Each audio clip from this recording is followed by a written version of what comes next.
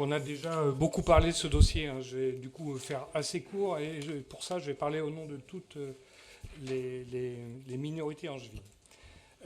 Alors, une première chose, si vous ne voulez plus entendre parler du parking, une façon simple, c'est de ne pas voter la délibération. Et en plus, il y a de très bonnes raisons de ne pas voter pour ce projet. Alors, je n'ai pas eu le temps de lire la thèse de Mme Bouchou. Enfin, qu'elle a montré. Mais néanmoins, moi, je reste persuadé donc, que ce parking va à l'inverse de la transition écologique qu'on essaie de développer. D'ailleurs, j'ai même cru comprendre que les citoyens Pyrrhosort, pour évaluer les assises, trouvaient ce projet aberrant et opposé à la démarche des assises. Comme l'a montré l'Assemblée annuelle de l'Aglo, donc il faut émettre moins de CO2. Cela passe obligatoirement par une diminution des voitures et donc une baisse du besoin en parking, au moins en parking en centre-ville. Peut-être que si le parking il était ailleurs qu'en face du château, on ferait beaucoup moins de difficultés sur ce parking.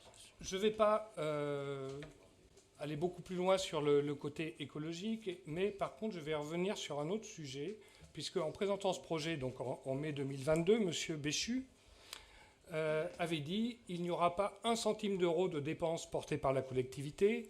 Ce sont les automobilistes qui utiliseront ce parking qui auront la charge d'amortir le coût de sa construction. L'engagement que je prends est simple. Voilà. C'était ces mots en mai de cette année.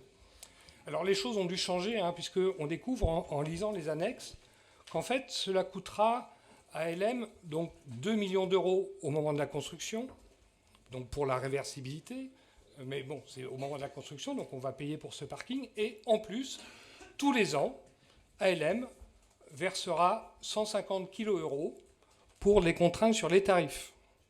C'est-à-dire que, en fait, pour que ce parking soit à l'équilibre financier, il faudrait que le coût horaire soit de 3,25 €. Or, quelqu'un a décidé que le coût serait de 2,50 € par heure. Et donc, en gros, c'est l'Aglo qui va subventionner le stationnement, chaque heure de stationnement, à 75 centimes d'euros. Et donc, au total, ALM va payer 5,4 millions € à la fin de la concession sur ce parking. Alors, après, donc, on peut aussi se poser la question de quel est l'intérêt communautaire de ce parking. Alors, on nous parle du tourisme. Alors, moi, j'avais cru quand même comprendre que le problème du tourisme à Angers, c'était qu'on avait du mal à retenir les visiteurs du château et que, du coup, il fallait peut-être éviter de mettre le parking juste à côté du château, puisque dans ces cas-là, le risque, c'est que les visiteurs fassent parking château, château parking et s'en aillent. Il faudrait mieux qu'on prévoie des cheminements d'Angers, des parcours d'Angers, pour que les visiteurs restent plus longtemps. Ça me pose vraiment une question de savoir est-ce que cet argent, puisqu'on va quand même mettre de l'argent, on va mettre donc 5,4 millions € dans ce parking, est-ce qu'il ne serait pas mieux utilisé en achetant par exemple des bus propres et en payant des chauffeurs avec les 150 kg de fonctionnement. J'ai cru comprendre la dernière fois qu'on manquait un peu de bus dans le programme qui était prévu.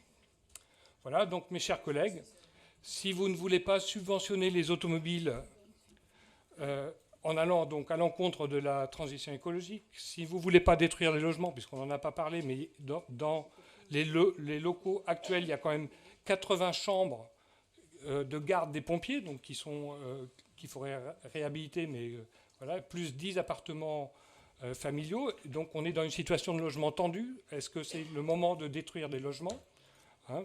On parle de réversibilité, mais la réversibilité, c'est dans je ne sais pas combien d'années. Donc, et c'est actuellement que la situation du logement est tendue. Voilà. Et donc, si vous trouvez que payer 5,4 millions € est trop cher pour résoudre un problème angevino-angevin et que c'est un gaspillage d'argent public, je vous invite instamment à ne pas voter cette délibération. Merci.